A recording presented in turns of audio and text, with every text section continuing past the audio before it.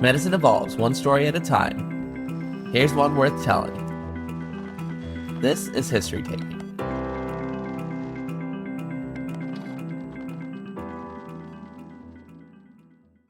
Today we have for you an unsolved medical mystery.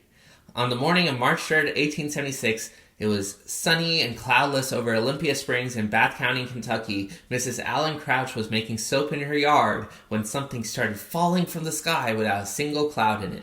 Her grandson Allen exclaimed, "Why, Grandma, it's snowing." But what was hitting the ground were grisly, oozing chunks of flesh, some as large as Mrs. Crouch's hand.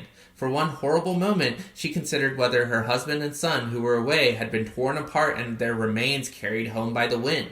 The shower covered a strip of ground roughly 100 by 50 yards. It lasted several minutes, and the story made the front page of the New York Times on March 10th, 1876. The headline, "Flesh Descending in a Shower." The day after, Harrison Gill visited and observed meat stuck in fences and scattered across the ground. Most chunks were around 5 by 5 centimeters. One measured around 10 centimeters square. The meat appeared fresh when it fell. Two men who tasted the meat concluded it was either mutton or venison. A local man, Eli Wills, gathered a handful of meat to take home and cook. His family members, fearing it was poisonous or cured, physically held him down, while another person ran off with the meat and threw it somewhere that they couldn't retrieve it. Mrs. Crouch herself leaned towards supernatural explanations, entirely understandable given the shock of her experience, and not unusual in deeply Protestant rural Kentucky of 1876. So, what was the initial expert consensus here? The first theory was that this wasn't meat at all. Chemist Leopold Brandeis, who writes in the Louisville Medical News, declared that the substance was nostoc. It was a type of cyanobacteria that swells into gelatinous clumps in wet conditions. Scientific American picked up his report. At least we have a proper explanation. The Kentucky Wonder is more or less nostoc. But the problem is, weather conditions were reported clear and dry, which are the exact conditions under which nostoc does not expand. So his analysis became largely discredited. The second idea is maybe this is dried frog spawn. The chemist J. Lawrence Smith told the New York Times that he believed the shower was dried frog spawn transported by wind currents. This was also dismissed given what the tissue samples would later reveal. The cosmic wheat humorist for the New York Times thought it was a cosmic meat from animals or on an exploding planet. Not likely, but I guess it's worth considering. Then there became a medical investigation that tried to give a more realistic answer. And that's where histology steps forward. Alan McLean Hamilton is a physician, attorney, later known as the father of forensic science. He read about the meat shower and he set out to obtain his own sample. He collaborated with W.J.S. Arnold, the professor of histology at New York University, and published their findings in the New York medical records. The specimen was a piece of lung. How'd they find it? Through histology. They were able to look at the slides and identify the organ that was relevant toward. Dr. A. Mead Edwards, who was a microscopist and the president of the New York Scientific Association, independently examined specimens and identified the material as animal lung tissue. Specifically, he said it resembled that of a horse or a human infant. Dr. J.W.S. Arnold studied the specimens and agreed, concluding in the American Journal of Microscopy and Popular Science that they consisted of animal cartilage and lung tissue. Eventually, 7 samples were examined by multiple scientists. The results were as follows. 2 were lung tissue, 3 were muscular tissue, and 2 were cartilage. And Edwards stated that every specimen I have examined has proved to be of animal origin, showing that the Kentucky shower was a veritable meat shower.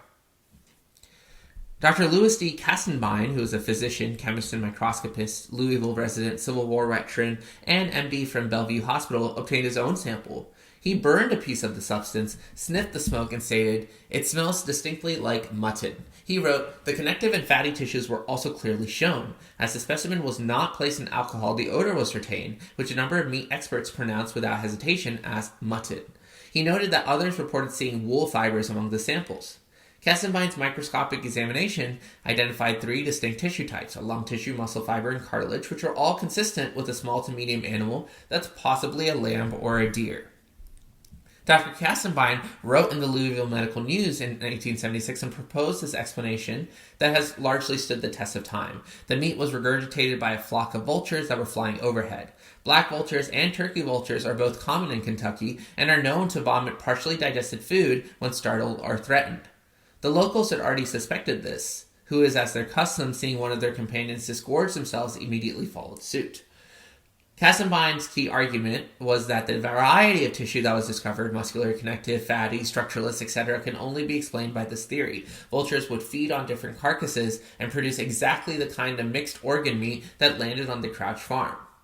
If the vultures were at significant altitude while disgorging, the wind would scatter particles over a wide area of ground, which explains the 100 by 50 yard distribution of these meat particles. And a 2014 Scientific American article called this the most plausible explanation, consistent with the size and the distribution of the pieces.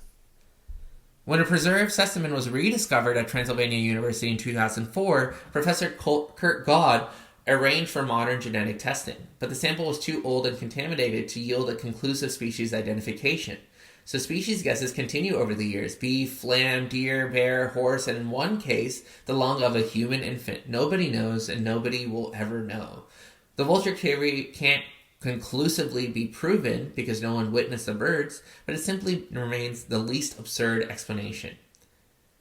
The event arrived at a cultural inflection point. 1876 was the American Centennial year, which was meant to celebrate scientific progress and rational Enlightenment thinking. The Philadelphia Centennial Exhibition was showcasing a telephone and industrial innovations.